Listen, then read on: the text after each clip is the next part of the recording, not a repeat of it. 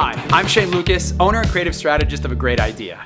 And this year marks an incredible milestone as we turn 10. That's A Great Idea turning 10 and working with partners across the country who are doing incredible transformative work as nonprofit organizations, healthcare, and education partners. And we are growing, empowering, and activating their advocates every day to create meaningful change, and that's community-led and community-informed. And we're really proud of that. As we got together as a team to think about how celebrating our anniversary, one thing that came up was, how do we get everybody to, get together and maybe dance a little bit?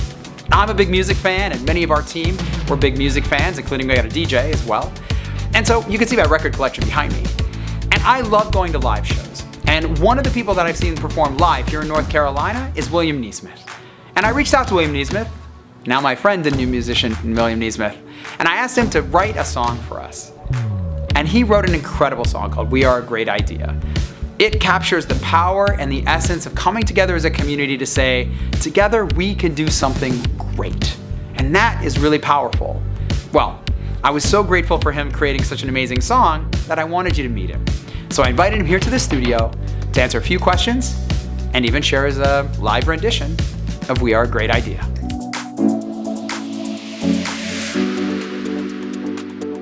Well, hi, William. Hi Shane. Great to be here. Thank you so much. Thank you for being here at A Great Idea Studio. I'm so glad you could take some time to talk with me today. And really, we're so excited about our anniversary. And in that anniversary, we were so excited to think, what we needed to do? We needed to dance with our theme song. And so I could think of nothing better than to connect with you, to call you and say, hey, William, will you write us a song? So I'm so glad you're spending some time here with us today. Absolutely, and I'm so honored to get the call. It's amazing. Songwriting is one of my big loves, and I guess it sort of feels kind of like what you do. You partner with organizations to get their message, in the way that they want it, and then put it out to the world in the best way. And through songwriting, that's sort of what I do.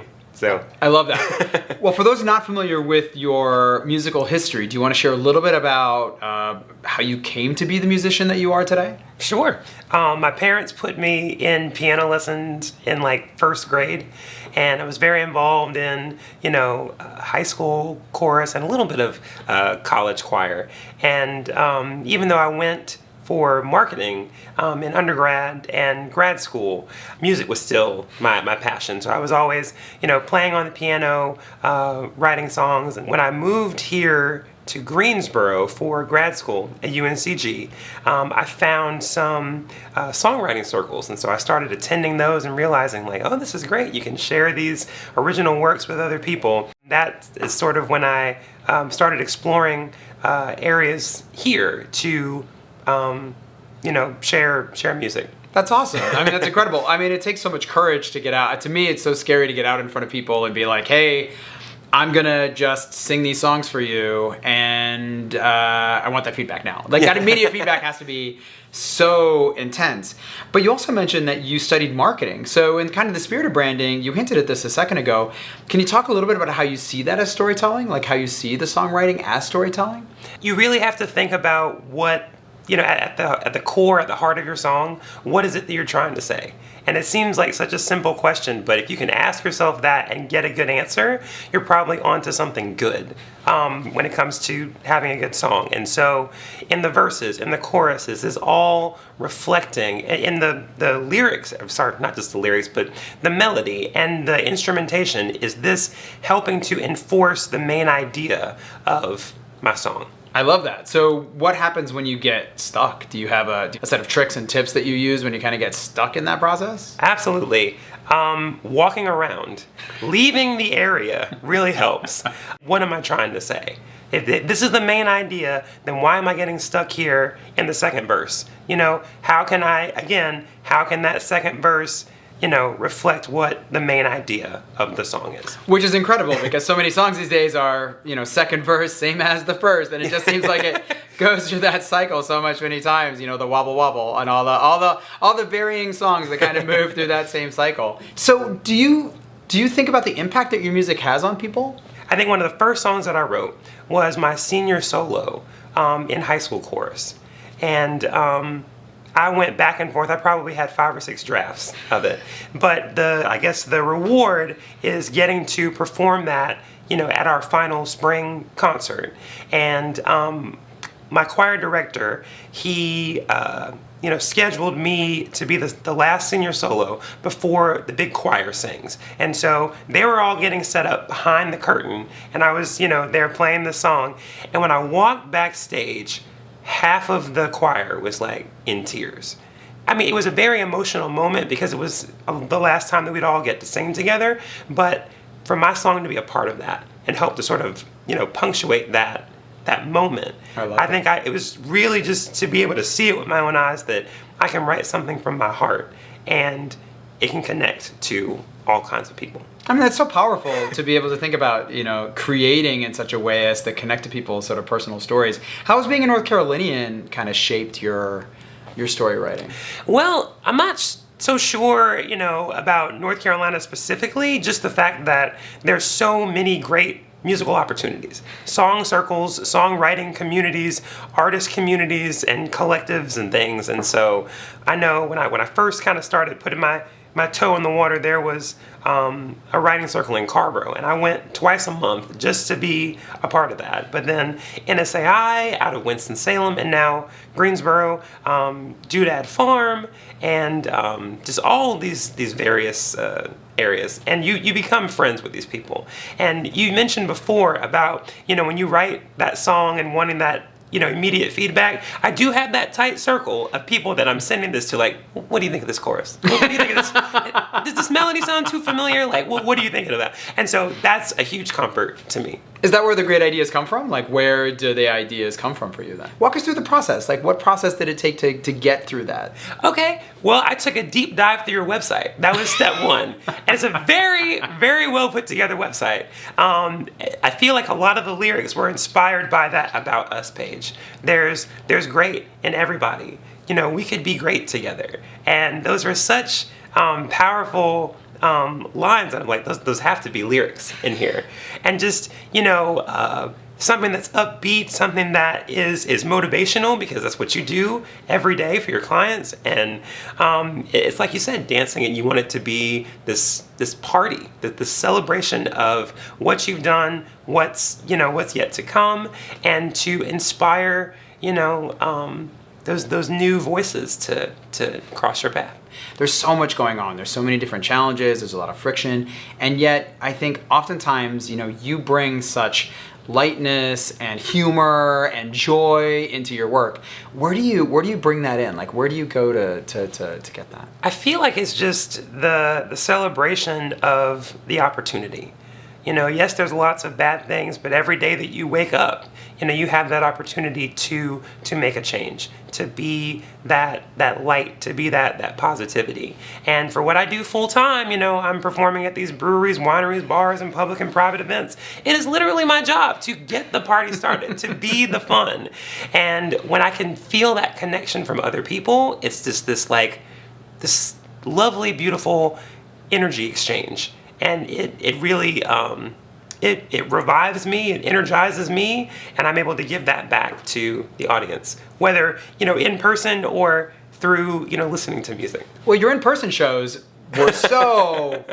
Obviously, I've seen so many times that you've been performing, whether it's in small rooms, big rooms, all these, but you always bring the full, like, you bring the fullness of the moment, and you do it with like a range of glasses. You do it with a range of just like getting people excited, getting people in that moment. Like, again, what inspired all the glasses? What inspired all of the so there you go through, how many glasses do you have, first of all? If I had $1 for every time someone had asked me that, at this point I need to officially count. Because, they're not the most expensive glasses. So a lot of times they break and I have to reorder them. Or, some songs kind of fall out of the rotation. And I'm like, okay, we'll retire these for a little bit. And I'm always buying new ones. And so, the count varies from week to week, sometimes day to day. But I was walking through, the party section of a store, and I saw these jumbo, I think they're like clown glasses. And I was like, oh, people will get a kick out of these for the Elton John numbers. And then I made the mistake of just like Google searching, novelty sunglasses.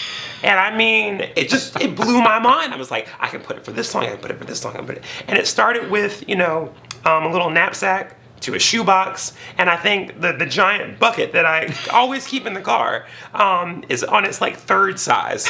So now I'm like, okay, if these glasses can't fit into this bucket, then I need to just reevaluate what my repertoire is. We'll rotate it out that way, but it should not get any larger than it is now. Well, and I know it's probably not appropriate to ask, but do you have a favorite? Oh, I feel like I have to say I had a favorite because it was the only one that ran on batteries. There were these windshield wipers glasses. They're purple, and they would do this little motion, and they'd have the blinking red and blue lights. It was so much fun. You could use that for Have You Ever Seen the Rain? You could use that for Purple Rain, especially because they were purple. And I do this mashup of Umbrella and Diamonds. Oh. And so I was so sad when they finally broke, and I tried to look for them all over the web, and they don't even make it anymore, probably because the motor is very loud and it sounds a little dangerous. I feel like I was probably 2 or 3 shows away from it just exploding on my face. You're like, I'm not a Tesla. People said that they could hear the like from the microphone. So I was like, okay, maybe this doesn't need to be on my face, because it would kind of heat up a little bit, once that motor gets going. So. Well, speaking of motors going, you also run a lot. So I'm gonna say, like, you keep things very busy and you just get out there. Why running? Like, what does running do for you? Oh man, it's the best way to just kind of clear my head. To there's a joy, I think, in just completely physically exhausting yourself. It helps you just kind of get back to that square one level.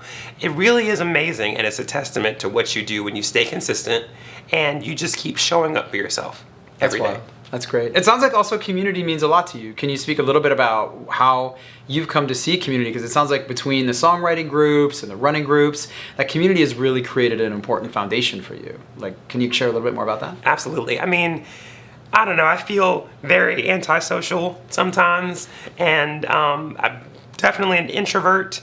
But there's something about kind of coming to the table, like there's nothing like an icebreaker when you have these common interests. And so I can nerd out on a song that someone's written, or methods for getting faster in a run, and it's just that sort of helps to build that community. So having those similar interests, you sort of leave your ego at the door, because you're never too good where someone can't teach you something. I love attending those songwriting circles where, I think, oh, this is a good song, this is almost, ready to go. And then someone asks that question that just turns the song on its head, or has that amazing idea that really just elevates the song. And that, suggestion can come from anybody. That's powerful. So looking to community to also get that feedback, to learn, to grow. I think that's really, it's a testament to your work on how you fold in so many different influences. And I have to ask also, because you've chosen pop as your kind of key way to go, and it sounds like you have experience in choral, you have experience in these other areas, why pop? Pop is just so...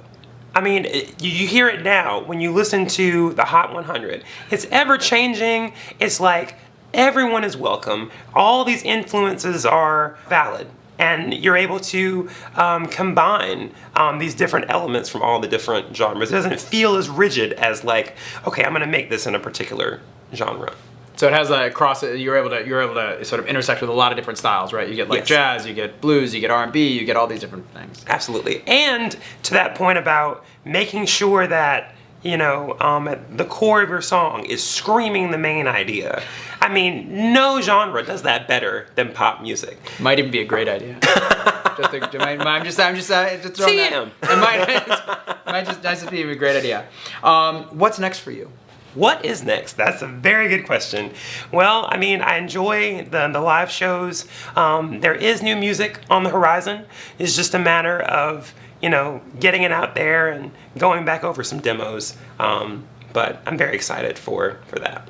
Well, where can we follow you? Where can people follow you? Yes, so my website, williamnesmith.com, that has links to my social media. It has my calendar of events. You can see me playing around near you. And It's also got links to my original music that is streaming on Spotify, Apple Music, wherever you stream and or download music. Just plug in my name, William Nesmith, to your favorite music or social app. And like the Jackson 5 song says, I'll be there. I love it. Thank you so much. Thanks for coming to the studio, hanging out. Thank you for collaborating with a great idea on this. We're so proud to be in collaboration with you, to see this creativity get out in the world and get people to start dancing and get people to start, because we are a great idea when we're together. Whoa, oh, oh, oh.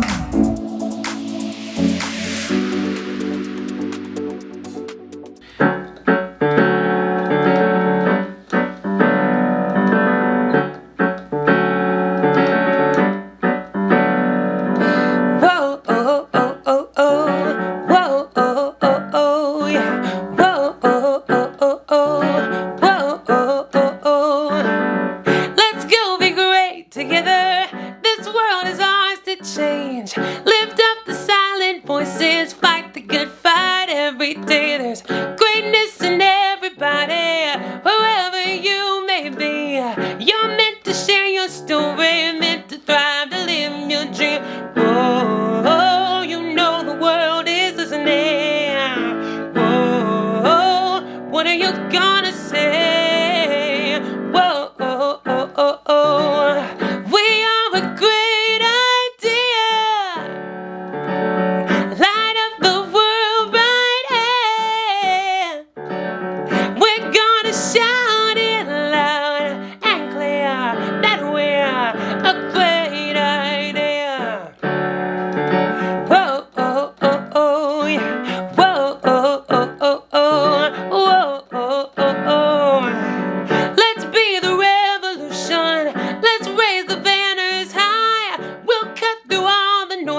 bring the vision in.